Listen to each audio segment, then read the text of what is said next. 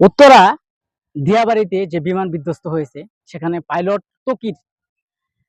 যে তকির ছিলেন তিনি আসলেই তার জীবনের একটা ইচ্ছা, তকিরের যে জীবনের একটা ইচ্ছা ছিল, আমরা বিভিন্ন মিডিয়া বা বিভিন্ন কিছু থেকে আমরা জানতে পারছি তার জীবনের ইচ্ছা সে একজন পাইলট হবে এবং ভালো পাইলট হবে এবং বাপ মায়ের যে স্বপ্ন, বাবা মার স্বপ্ন, আশা, আকাঙ্ক্ষা সে পূরণ করবে।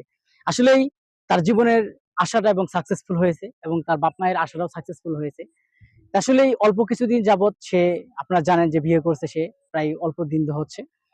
আসলে বিয়ে করার পর তার যে জীবন একটা আশা যে সংসার বা একটাই কিছু করবে, আসলেই সে ভাগ্যটা তার হলো না। আসলে সে কখনো বুঝতে পারে নাই যে যুদ্ধের বিমানটা এটা এভাবে হেলে যাবে। আসলেই কপাল আল্লাহ যা লেখে তাই ভালো।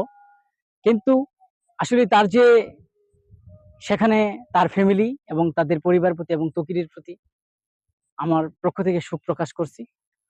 আরেকটা বিষয় হচ্ছে যে ওইখানে যে আমাদের স্টুডেন্ট ভাই, যে নাবালক শিশু, মাসুম বাচ্চা, যারা অকালে, যাদের ইচ্ছা ছিল, তাদের ফ্যামিলি, যাদের ফ্যামিলি বলতো সকালে ঘুম থেকে উঠাতো এবং তাকে খাওয়াই স্কুলে পাঠাতো এবং স্কুলে নিয়ে আসতো, আর হচ্ছে না তার মা বাবার সাথে সেই স্কুলে যাওয়া, এবং আর হচ্ছে না তার মা বাবার ডাকা, এবং সেও আসলেই তাদের যে এভাবে পান যাবে সেটা আমাদের কেউ জানে নাই, বা আসলেই তার জন্য আমরা শোক প্রকাশ করছি, তাদের আত্মার মাগফিরাত কামনা করছি। আসলেই যারা এখানে মৃত্যুবরণ করেছেন তাদের যেন আল্লাহ জান্নাতুল নসিব করেন, এবং যারা বেঁচে আছে তাদেরকে নেক হায়াত দান করুক, তারা যেন সুস্থ অনুযায়ী আমাদের মাঝে ফিরে আসেন। আরেকটা বিষয় হচ্ছে যে তাদের আরেকটা, বাংলাদেশের সরকার এবং বাংলাদেশের যারা দায়িত্বে আছেন, আমি তাদের প্রতি আমি আহ্বান জানাবো, এই বাংলাদেশের বুকের ইতিহাসে যে তাজা পানগুলা, যে নাবালক শিশুগুলা এভাবে অঝরে পান গেল, আর যেন কারো মায়ের বুক খালি না হয়, আর যেন কোনো সমস্যা না হয়, মানুষ যেন সুখে সুন্দরভাবে বাংলাদেশে ছাত্রছাত্রী এবং ভাই বোনেরা সবাই মিলে একসাথে চলতে পারে।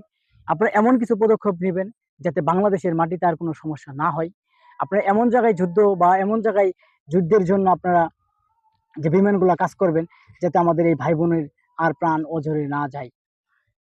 সেই সাথে আমাদের এই ভাই বোন যারা আছে, যাদের অকালে প্রাণ চলে গেছে, তাদের পরিবারকে এবং তাদের যারা বেঁচে আছে তাদেরকে চিকিৎসার জন্য আমি মনে করি যে বাংলাদেশের সরকারের বিভিন্ন পক্ষ থেকে তাদেরকে সহযোগিতা করা, তাদের পাশে থাকা। পরিশেষে আমি একটা কথা বলতে চাই, যে নাবালক শিশুটা ছুটাছুটি করেছিল তার জন্য আমাদের অঝরে কান্না এসেছিল।